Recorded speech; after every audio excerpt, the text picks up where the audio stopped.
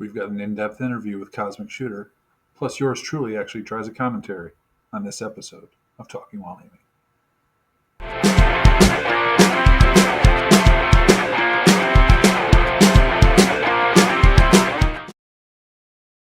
Ladies and gentlemen, as promised, the Cosmic Shooter, Cosmic, has joined us today. Cosmic Shooter, how you doing, man?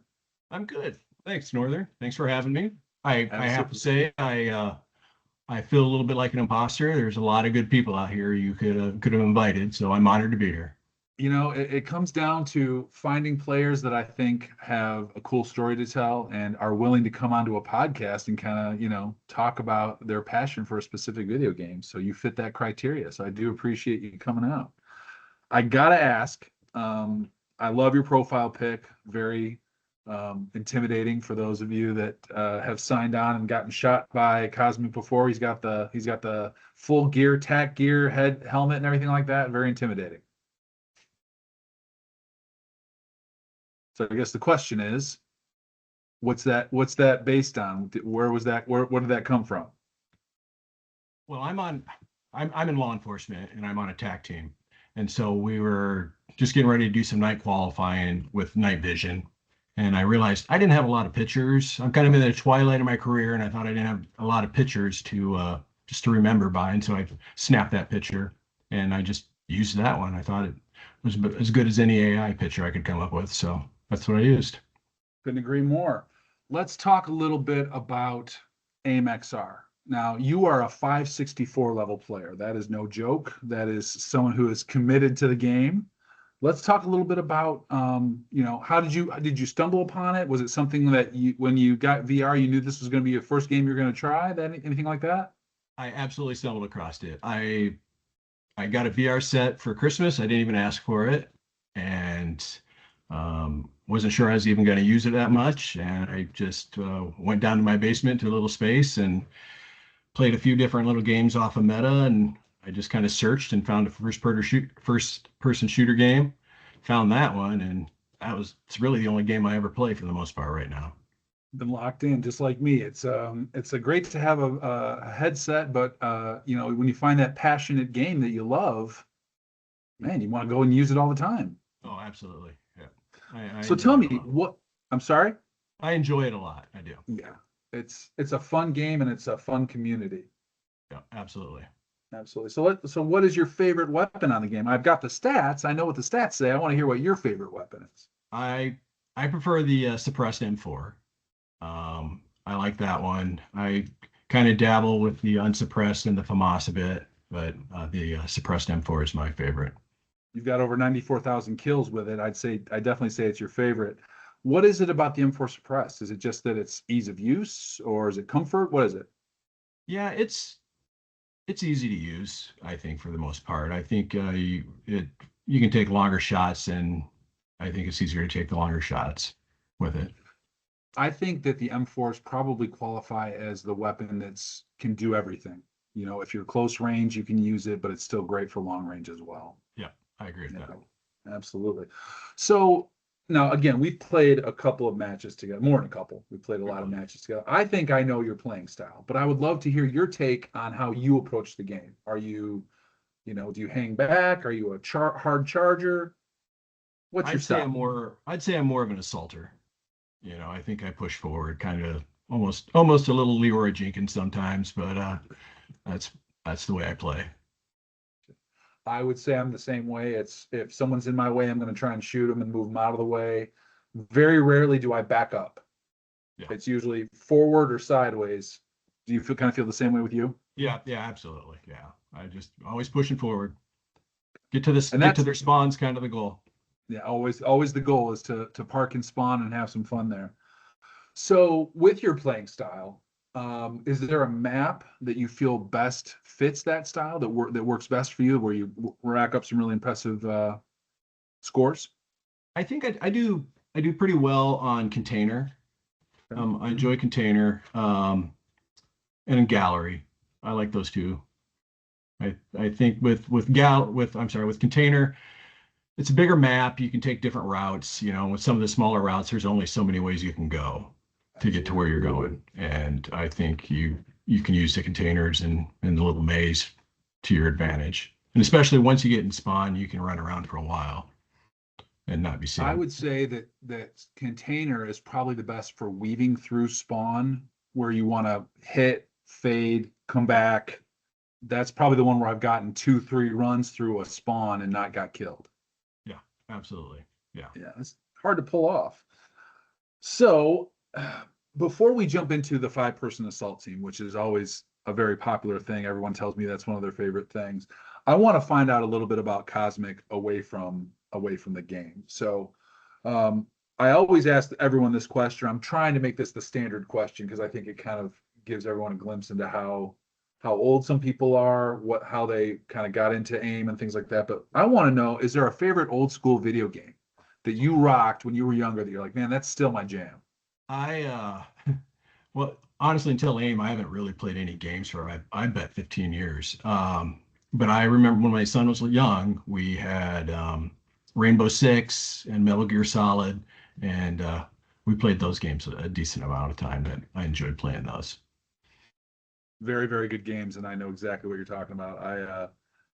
I have the pleasure of actually playing AIM with my boy. He has his own headset, and we'll both log on and we'll play AIM together, and it's just fun. It's a great way to play. But Rainbow Six was one of those games. As the graphics got better, it got better. It Oh, was one of absolutely. yeah. Yeah. I enjoyed it a lot when I played Rainbow Six. I played that quite a bit a couple of years ago. That was a fun game for me. So if you are playing, is it first person shooter? Is that the type of game you like the best? That's what I like the best. I would play Madden football or whatever, those type of games too, but I like the first person shooters. They are fun. What do you do for hobbies outside of it? You can't live by video games alone. What does No. Cosmic do away from the headset for fun? Well, my favorite thing to do is I like to cycle, go on bikes. In particular, like I like to bike pack. So I'll go on like bike packing trips for, anywhere from 3 days to a week or whatever, and just go out on a ride, haul my gear. Take your gear with you and go on a ride. Now, is that a solo expedition or is it a group activity? No, there's usually people with me. There's always people with me. That's Either, great. yep, hauling tent and a cooler full of beer on my bike. So that's just, You earn that beer, I would think. If you have to oh, haul it all the way to your campsite, set up, and then crack a beer, that's a beer you definitely earned. yeah. Well, it's a little grandiose than what it sounds because we also stop at bars as we're riding too. So, but it's perfect. It's a great time. It sounds like a hell of a good time. So we're gonna break, and when we come back, we're gonna get Cosmic Shooter's 5-person assault team, the team that he says can take ground and hold it.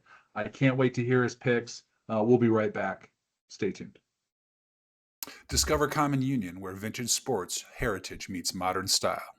Common Union is a vintage-inspired apparel brand that pays tribute to the rich history of sports by celebrating legendary players and iconic teams of the past. Through thoughtful design and meticulous craftsmanship, they create merchandise that resonates with today's fans while honoring the legacy of yesterday's heroes. Their mission is simple: to manufacture the highest quality products with exceptional attention to detail, ensuring every customer wears apparel that reflects excellence and authenticity. If you're passionate about the history of baseball, especially the incredible legacy of the Negro Leagues, Common Union is your go to destination. As the official licensing partner of the Negro Leagues Baseball Museum, Common Union brings new life to these historic teams through compelling designs and storytelling. Ladies and gentlemen, as promised, we are back with Cosmic Shooter. Cosmic has graciously offered to give us his 5-person assault team. Now, I didn't give you a lot of guidelines when I had you set up this team. So I want to go over a couple things. We want to take ground and hold it. So who are you putting together for your 5-person assault team? I've been waiting to hear this because I know the way you play. I can't wait to see who you're picking. I would, I know he's been picked before because he's just good as Jay Stray. Okay. Absolutely. By myself, do win over KD. Well, let's slow down here because all these players are great They are. and they have been picked before. They're very popular. I would say that Jay Stray probably picked the most out of any. Um, Hell of a shot. Have you gone against him a lot? Yeah, decent amount. Yeah. And do you find that his play, his style of play is something that you can kind of work with? Oh yeah, absolutely. He can, I mean, yeah, he's good from far, he's good up close. He's fast on the trigger and a hit and he's hard to shoot. And he's So, very deliberate. Like you always know when he's playing because he's not running around spraying people with Uzis, but he's taking people from distance all the time. By myself, I haven't played a lot with by myself. How would you describe that player style of play? oh, I would say he's an assaulter. Like Okay. he's always pushing forward and he racks up some serious kills when he plays. Interesting. I'm gonna have to find the spelling of by myself because every time I try and look for it, his profile, I can't find it, so I don't have any of the data on him. Like I know J Stray, M4, Karma, Mag, all in the top 10 in the world, I think, but I don't have a lot of information on by myself. Win over KD is someone who's been mentioned a lot. He's a quiet killer. He's not, he doesn't say a lot, but he is good. Nothing wrong with a person who just handles their business, right? Oh yeah.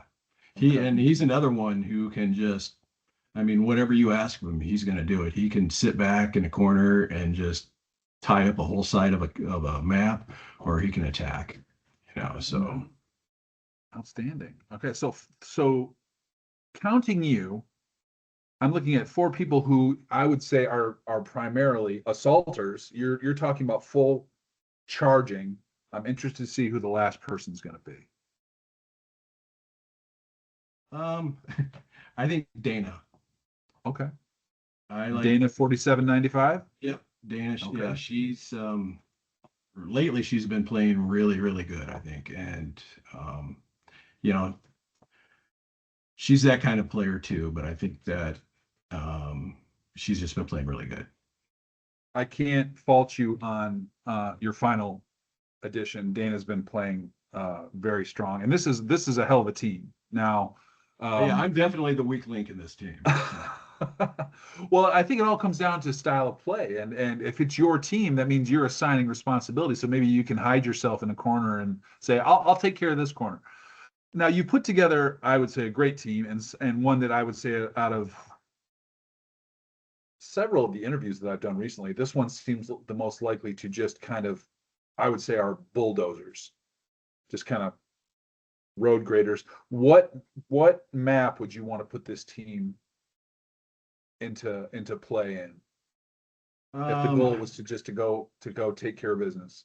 I think Sandville. Okay, I think they would do a great job in Sandville. I agree. By the way, Wouldn't have to worry about anybody spawning on the wall or anything like that. And I would imagine that you would rack up quite the high number of kills with this team on Sand Bowl. Three distinct fire lanes. I imagine you would do very well. So, hey, heck of a team. Can't argue with any of these. So we're doing good. All right, now we always want to give shout outs to some of the up and comers that are you play the game a lot. You and I see each other on the game regularly. I know you put in the time. There's there's a lot of younger players that are coming in that are playing really well. yes, Are there any that make you nervous? um, I think Raven is a really good player. Yes, Her she numbers is. are always up there. Yeah, and I don't remember her. She's kind of come on. I'd say within the last month. Like I don't remember her being this a defining of a player until recently. Yeah, absolutely. Yeah. Okay, all right, great. Any other up and comers that keep you up at night? Coming to take the crown? She's the one that comes to mind the most. No problem with that. Now, up and comers, great. People you want to be in your team, awesome. Is there that one player, or maybe you've got more than one, who just seems to always have your number. Who, no matter what map, no matter what day it is, it just like you walk around the corner and bam, they take care of you. Well, there's probably two. The Okay. first one that comes to mind, like I said, she's playing really good as Dana. Okay. It's when I've like for the last week or two when I've been playing her, she has just been destroying me. It's like, you know, 5 to 6 kills to one. I can't get her. But um and then I suppose whenever I play with Jayla, there's always a little anxiety because I know she's gonna mag me at some point. It's the embarrassment factor because you know it's coming. I mean, the number of times she's gotten me and been like, yeah, it's happening. You know it's so. And she Yeah, laughs I about it. two very good picks for a nemesis. I think that's great. Now, folks, it's Talking While Aiming. It's Cosmic Shooter stopping by to visit us. Thank you, Cosmic, for making the time today. You are a tournament player. I am. Yeah, Run and Gun for Fun is a tournament organization for AMXR put together by some of the players that we both know.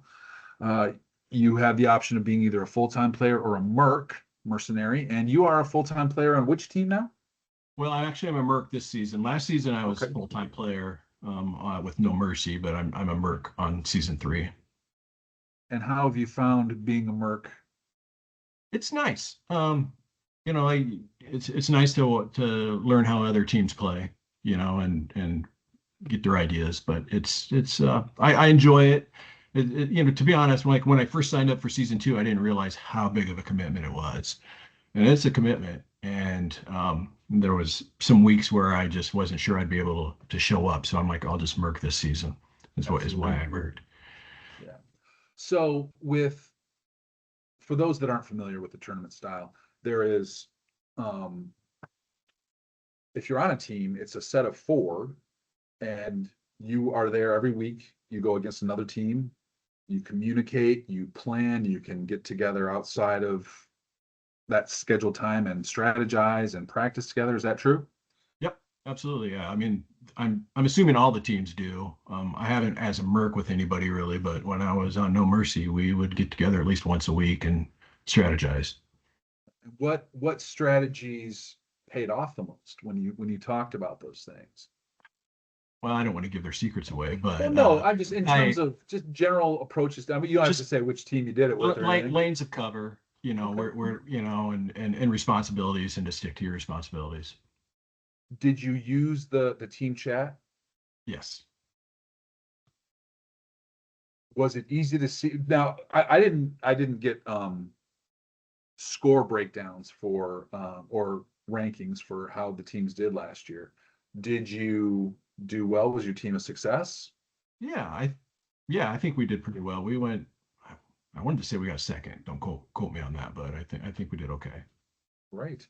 And um, making the transition to Merc, when you're coming onto these teams, do they treat you differently? Is it, hey, this is your responsibility as a Merc, you don't know how we play, that sort of thing? Or is it just, hey, you're part of the team now, let's rock and roll? Yeah, I mean, you kind of get a quick brief from the captain, what they want you to run with, and how they want the battle to go, what your responsibilities are. And so, when you got a team captain, you just, try to listen to what they say. And It changes the dynamic a little bit as opposed to the open games where it's every man, woman, child for themselves. For themselves. absolutely. Yeah. Every kill and every death count. So, Yeah. you know, And yeah, I think sometimes people like I'm a 1-for-1 guy. When I at the end of my stats, I'll have 18 deaths, 6 assists, and 16 kills. Sorry about that. Apologize. Um, always mute your phone. Let's start. I'm going to lead that in again, and we'll do that again. 1 second. I'm on a call. Can I call you right back? Yeah. Okay. Sorry about that. that's all right. Okay. Talking with Cosmic Shooter, talking about the tournament formats. You've had the chance to play as a Merc. You've had the chance to play as a regular tournament player. there are other players that are starting up their own tournament leagues. What needs to happen to make a tournament game fun? I know there's always going to be rules, but how do you make it fun? What are some things you can do to make it not so competitive and a little more, hey, let's have some fun with this? That's the $1 million question right there, because I'm just going to be honest. If you're organizing a tournament, you're not going to make everybody happy. I mean, you just have to realize that's going to happen.